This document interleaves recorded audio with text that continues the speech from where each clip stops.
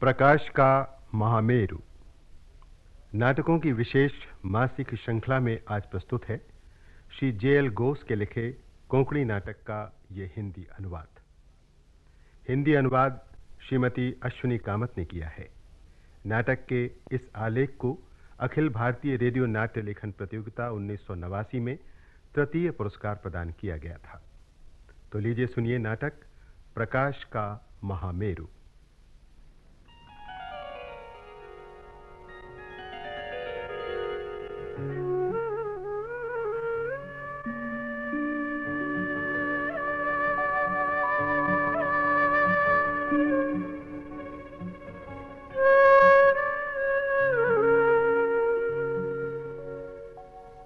लो, हो गया उनका सवेरा। बजाने दो ना उसे, इससे उसका मन हल्का हो जाता है। और कितने दिन चलेगा ये सब? अरे अभी तो बच्चा है। अगले महीने में 25 का हो जाएगा। अभी तक बच्चा। ऐसा करो, एक दूध की बोतल उसके मुंह में लगा दो और लोरी गाकर झूले में झुलाओ उसे। बस भी करो ना अब। देखो देखो, उसने मुरली बजाना भी बंद कर दिया।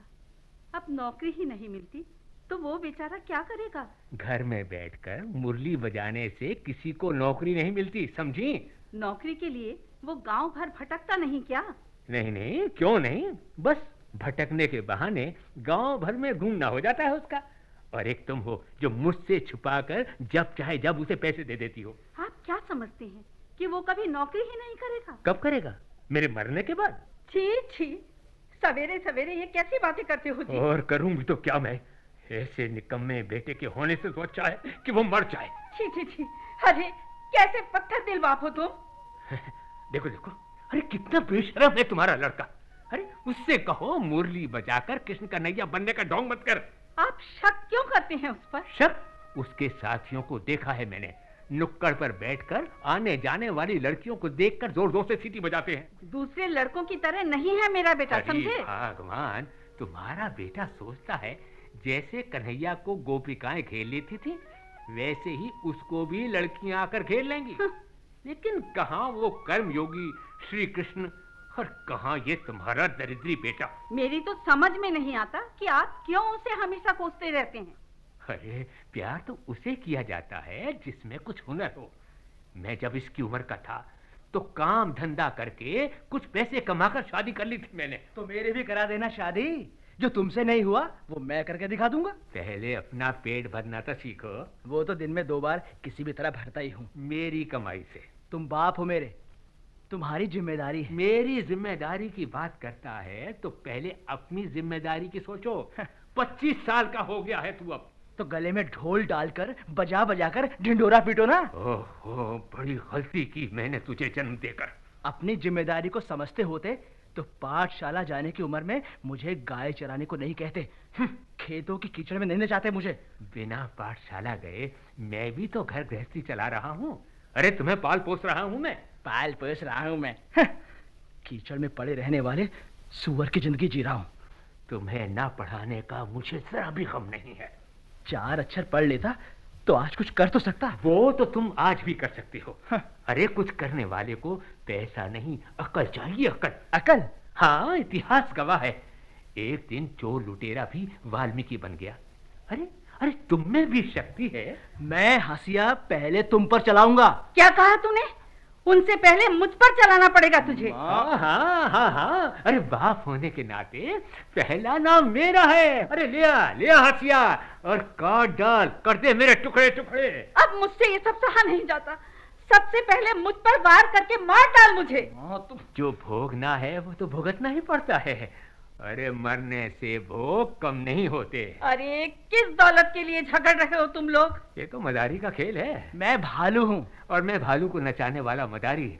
मेरा भालू आलसी हो गया है। मुझे नचाने वाला लोभी बन गया है। खेल नहीं होगा तो पैसे नहीं मिलेंगे। नाक में डोरी डालने से नाचना नहीं आता, मन में नाचने की इच्छा होनी चाहिए, समझे? आलस नष्ट करने के लिए कष्ट करने पड़ेंगे, समझा तू बेटे? जो भूखा है उसे कष्ट सिखाने की जरूरत नहीं पड़ती। तुम्हारा पेट तो बिना हाथ पांव हिलाए ही भर जाता है। नहीं तो कुछ काम धंधा न करते? काम धंधा मिलता तो करता ना। अरे काम धंधे तो बहुत है, बस सिर्फ करने वाला चाहिए। लेकिन जैसा मुझे चाहिए वैसे नहीं। पेट भरने के लिए आदमी को कुछ भी करना चाहिए। अरे कोई भी धंधा करे। धंधे के लिए पैसा चाहिए, पैसा। बिना पैसे के भी बहुत धंधे हैं। हाँ, तुम जमींदार से मिले थे? नहीं। क्यों? काम पर लगाने का उसका तरीका जानता हूं मैं। काम के लिए माँ और बहन को उसके पास नहीं भेजूंगा। ओह, तुम कभी आदमी नहीं बनोगे। तुम जैसा नहीं हूं मैं। तुम्हारा बाप हूं मैं। अकल गिरवी नहीं रखी है मैंने। देखो, मैं तुम्हारे हित के लिए ही कह रहा हूँ। ओफो, आज सुबह से तुम मेरे पीछे क्यों पड़े हुए हो? तुम कुछ करो इसलिए। कौन सा भूत सवार हो गया तुम पर? तुम्हें काबिल बनाने का। कोई नहीं कहेगा कि तुम मेरे बाप नहीं हो। यही तो सब जानते हैं कि तुम मेरे बेटे हो, और यही तो दुख है मुझे। कभी किसी लड़की को नहीं छेड़ा। हाँ, नहीं छेड़ा होगा। नशीली दवाओं को छुआ तक नहीं छुआ होगा। मुफ्त में किसी बीड़ी, सिगरेट या शराब को हाथ तक नहीं लगाया। तुम्हारा बेकार लड़का आवारा लफंगों के साथ घूमता फिरता है, ये सब कहने वालों को जाकर सुना तू ये सब। मेरे बाप हो तुम, अभिमान से गर्दन ऊंची करके तुम ही जाकर सुनाओ ना सबको। मेरा लड़का आवारा लफंगा नहीं है, मैंने कितनी बार कहा है तुमसे। ऐसा करने से पेट नहीं भरता। देखो बेटा, तुम्हारी बहन अब सियानी हो, उसकी शादी करनी है। जब तक तुम हो मुझे क्या पड़ी है? अरे तुम बड़े भाई हो उसके, तुम्हें अपनी जिम्मेदारी का एहसास होना चाहिए। समाज ही जब गैर जिम्मेदार बन गया है तो फिर यूं ही समाज पर उंगली मत उठाओ। अपनी बहन के लिए दहेज के खिलाफ मैं आवाज उठाऊंगा।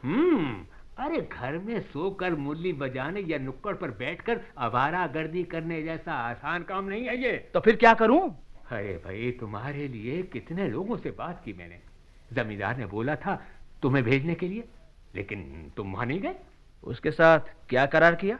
करार? अरे कैसा करार? काम का।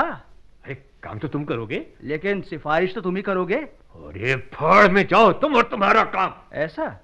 बाद में पछताओगे। तुम्हारी जैसी नालायक औलाद तो बेहतर है कि मर जाए। मुझे इसका भी कोई दुख नहीं होगा। क्या उल्टा सीधा बोल रहे हो जी?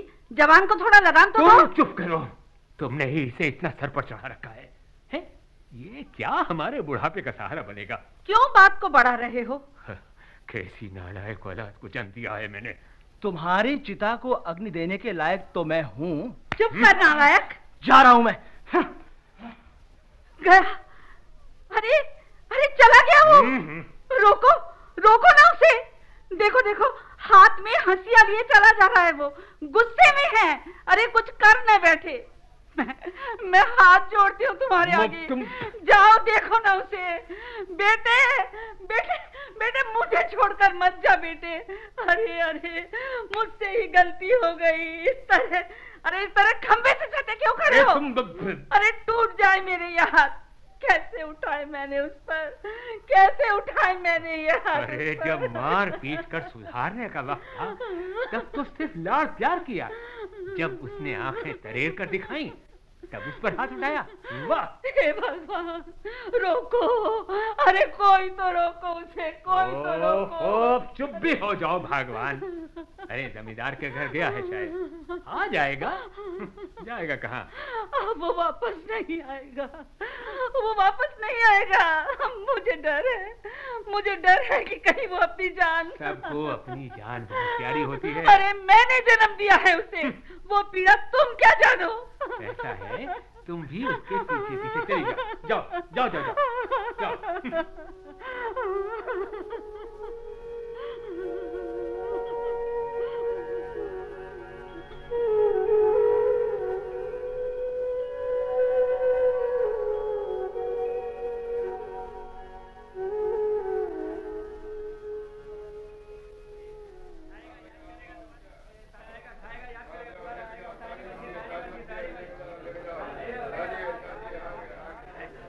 ये मछली कैसे दी है?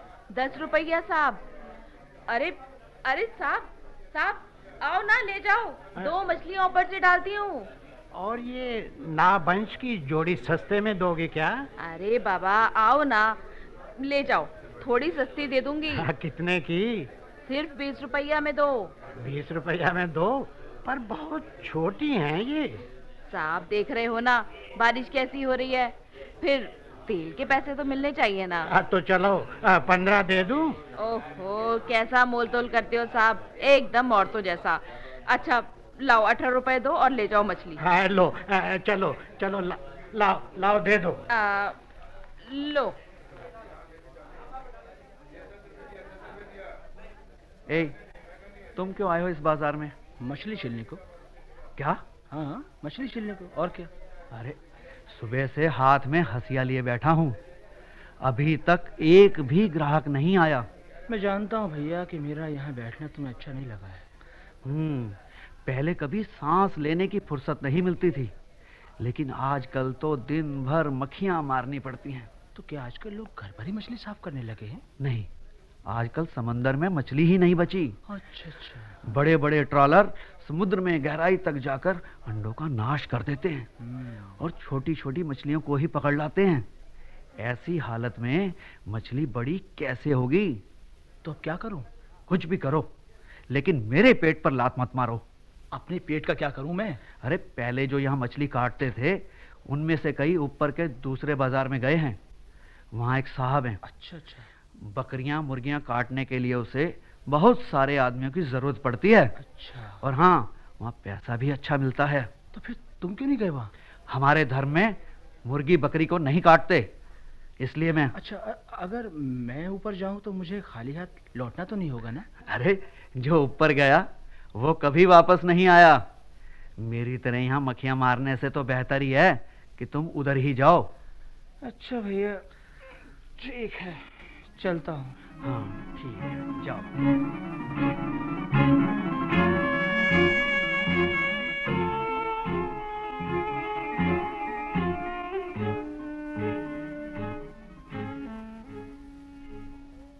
साहब, मुझे कोई काम चाहिए। काम? हाँ। कैसा काम करोगे तुम? कोई भी, जो आप कहें। कोई भी। ये देख रहे हो इधर? ये हड्डियों के ढांचों जैसे जानवर देख रहे हो? हाँ। इनमें से कई बैल गाड़ियां चलाते थे, कई बैल हल जोतते थे खेतों में। हाँ। अब ये जानवर बूढ़े हो गए हैं, इसीलिए इन्हें मारने के लिए यहाँ लाया गया है। क्या? हाँ, धरती का बोझ हल्का करने। और उधर वो जो कई बूढ़े बुढ़िया हैं, वो कौन है? उनकी भी स्थिति इन्हीं जानवरों जैसी ही है। हाँ, कोई किसी की सास है तो कोई किसी का ससुर, कोई बाप। इनको मारने के लिए कोई कसाई नहीं मिला है, इसीलिए तो वो जिंदा है अभी तक। और ये देखो, ये भूखे जानवर मृत्यु के भय से आंखों में आंसू भरकर कैसे खड़े हैं। और उधर वो मनुष्य खुश हैं। हाँ, अपनों के अत्याचार से मुक्ति पाने की खुशी। अत्याचारों से मुक्ति दिलाने का पुण्य मिलता है। पुण्य कमाने से पेट नहीं भरता, मुझे पैसे चाहिए, पैसे। वो भी मिलेंगे। इस धंधे के लिए लाइसेंस है? लाइसेंस? मैंने तुमसे पूछा कि तुम्हारा नाम एक्सचेंज में लिखा है या नहीं। तुम क्या मेरी बेकारी का मजाक उड़ा रहे हो? नहीं, बिल्कुल नहीं। अच्छा, तुम्हें लाइसेंस देखना है ना? वो देखो, उस मेज के पास जो दरवाजे के साथ वाली दीवार पे जो कागज लगा है ना। हाँ। दिख रहा है? हाँ। वो लाइसेंस है। जाओ देख लो। अच्छा। और हाँ, 1 मिनट। हाँ। जानते हो, आजकल एक लाइसेंस से ब्लैक में बहुत सारे धंधे करते हैं लोग। हाँ। लेकिन क्या इस तरह कभी मारा जाता है? सिर्फ पहले एक को मारने में जरा हिचकिचाहट होती है, बाद में सबकी आदत पड़ जाती है। मेरी तो कुछ समझ में नहीं आ रहा, क्या करूं मैं? मुझे सोचने के लिए कुछ समय चाहिए। हाँ, क्यों नहीं, ठीक है, जैसे तुम्हारी मर्जी। वैसे भी मेरे धंधे में बिल्कुल जबरदस्ती नहीं होती। अच्छा, चलता हूं मैं। गया।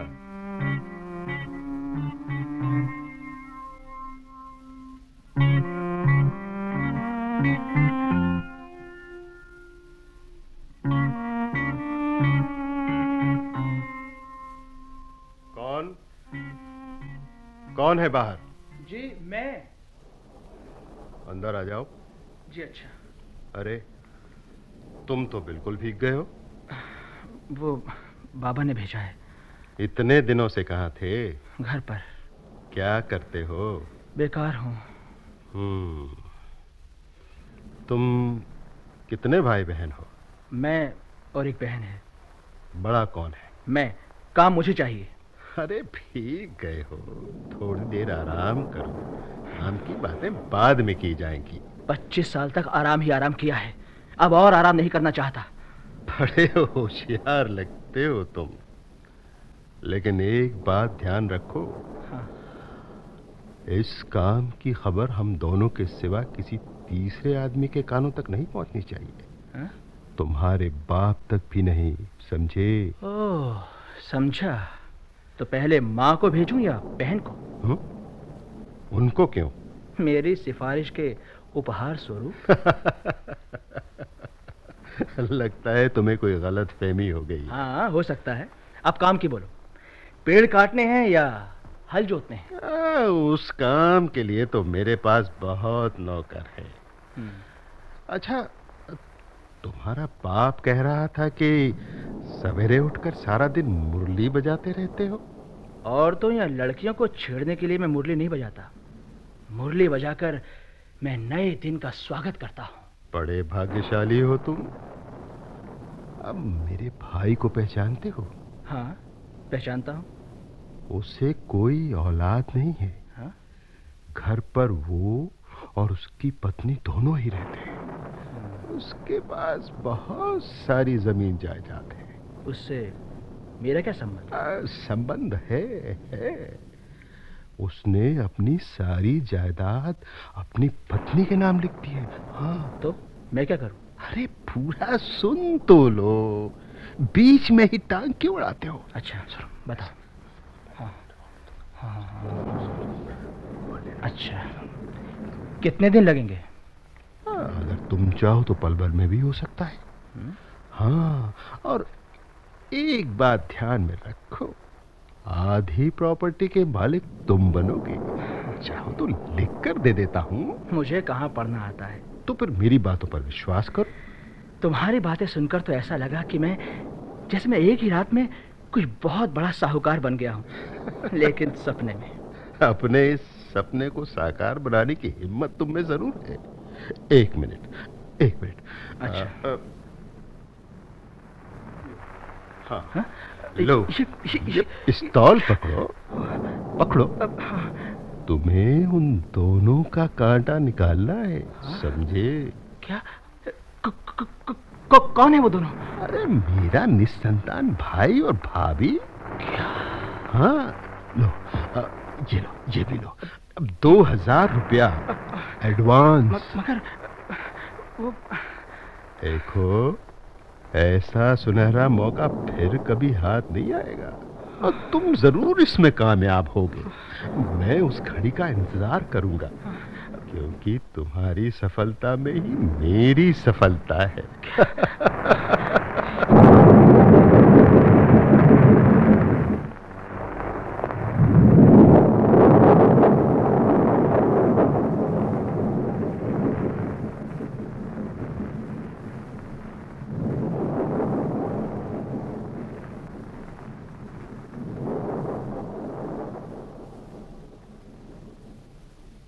अरे वो देखो, हमारा बेटा आ रहा है। मैंने कहा था ना, वो जरूर वापस आएगा। इतनी देर तक तुम कहाँ थे मेरे बेटे? काम ढूंढने गया था। जमींदार से मिला है? हाँ। कोई काम मिला? हाँ, मिला। कसाई का काम है। 2000 एडवांस भी दे रहे हैं। कसाई का? हाँ, आज मेरा एक से बढ़कर एक कसाईयों से पाला पड़ा है। ये लक्षण मुझे कुछ अच्छे नहीं दिख रहे। ठीक कहा तुमने। इसी उम्र में काट दिया तो अच्छा काम मिलेगा। किसको? अरे तुम क्यों घबरा गए? तुम्हारे हाथ में ये धारदार हंसिया? तुमने ही तो कहा था कि लूट मार करने वाला एक दिन वाल्मीकि बन गया। हाँ, इतिहास गवाह है। तो मैं भी इतिहास बनाऊंगा। केवल आलस से इतिहास नहीं बनता बेटा, उसके लिए कुछ काम करना भी जरूरी है। मुझ में वो ताकत है। मैं उजियारा हूं। प्रकाश दाता सूरज मेरे अंदर है। उजाले का नाम लेके यूं ही सूरज का अपमान मत करो। हाँ? वो देखो, अस्ताचल की ओर जाने वाला सूरज गुस्से से लाल होकर जैसे तुम्हें देख रहा है। मुझ पर गुस्सा करके वो कहां जाएगा? मैं कल उसको उदय ही नहीं होने दूंगा। हाँ, गांव के सब मुर्गों को छिपाकर रखने की व्यवस्था करूंगा। हाँ? अरे पागल हो गए हो क्या? मुर्गों को छिपाने से क्या सूरज उदय रोका जा सकता है? मुझे मालूम है मुझे। दिन को आगे बढ़ाने वाली घड़ी की सुइयों को भी मैं निकाल कर रहूंगा। कौन हंसा? मैं सूरज तुम पर हंसा। मैंने कोई चुटकुला सुनाया था क्या है जो तुम्हें हंसी आई? चुटकुला नहीं, तुम्हारे पागलपन पर हंसी आई है मुझे। पागलपन? कैसा पागलपन? यही मुर्गों को छिपाकर, घड़ी की सुइयां उखाड़कर दिन को आगे बढ़ने से रोकने की तुम्हारी पागलों जैसी बातें। इस प्रकार मुझे ताने देकर तुम मेरे हौसले को नहीं घटा सकते हो, समझे? मैं जानता हूं तुम आकाश की ओर उड़ान लेना चाहते हो, लेकिन तुम काल चक्र को नहीं रोक सकते। जो समय के साथ चलता है वही ज्यादा सुखी बन सकता है। क्या प्रवाह की उल्टी दिशा में नहीं चल सकते? प्रवाह की उल्टी दिशा में चलने वालों में बहुत थोड़े ही यशस्वी होते हैं। जिस पर सब लोग चलते हैं उसी पगडंडी पर चलने में कौन सी बड़ी बात है? वो मेरा आदर्श नहीं है। समय को अपने साथ आगे ले जाने वाली अगर कोई महाशक्ति है तो मुझे दिखाओ। उसे भी बंदी बनाने की सामर्थ्य है मुझ में। क्रांति, उत्क्रांति, परिवर्तन। क्या कहा? मेरे सिवा दूसरी महाशक्ति कौन हो सकती है? तो फिर मैं तुम्हें नहीं छोड़ूंगा। सबसे पहले तुमको ही कहीं छिपा कर रखता हूं। हंसो मत। जहां हो वहीं रहो। मैं आ रहा हूं।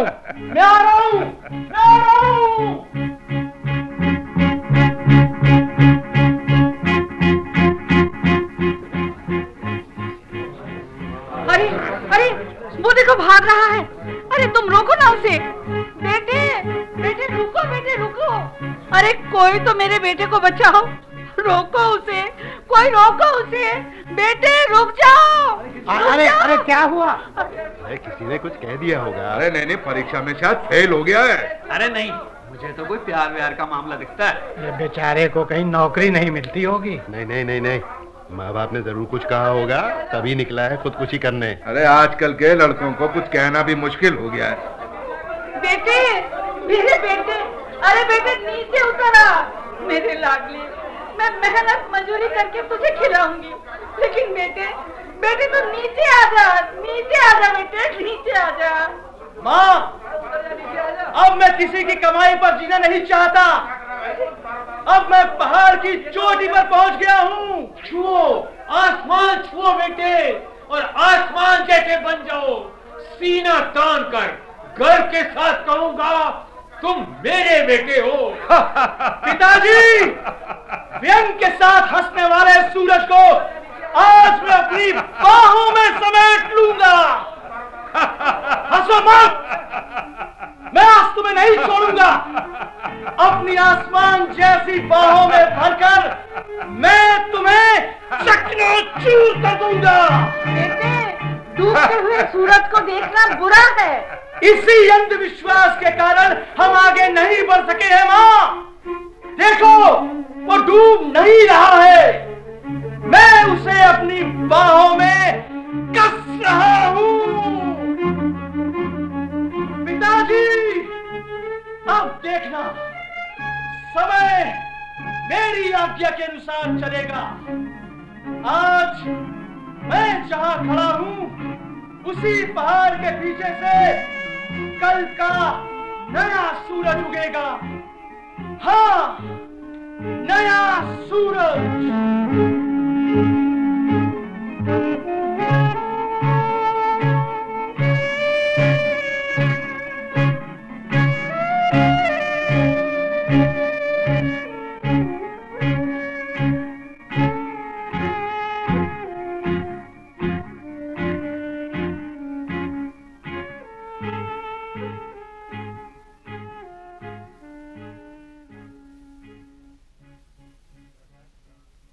प्रकाश का महामेरु नाटकों की विशेष मासिक श्रृंखला में अभी आप श्री जेएल घोष के लिखे कोंकणी नाटक का ये हिंदी अनुवाद सुन रहे थे। हिंदी अनुवाद श्रीमती अश्विनी कामत ने किया। नाटक के निर्देशक थे सुदर्शन कुमार, प्रस्तुतकर्ता अंजलि शर्मा और प्रस्तुति सहायिका विजय लक्ष्मी शर्मा। नाटक में भाग लेने वाले कलाकार थे सर्वश्री सतीश कक्कड़, मीना दास, प्रवीण शर्मा, विजेश चड्ढा, जगदीश दुआ, एसपी इलाहाबादी, विद्याभूषण, नीतू झांझी और नंदकिशोर वर्मा। ये नाटक केंद्रीय नाटक एकांश द्वारा तैयार किया गया और आकाशवाणी के दिल्ली केंद्र से प्रसारित किया गया।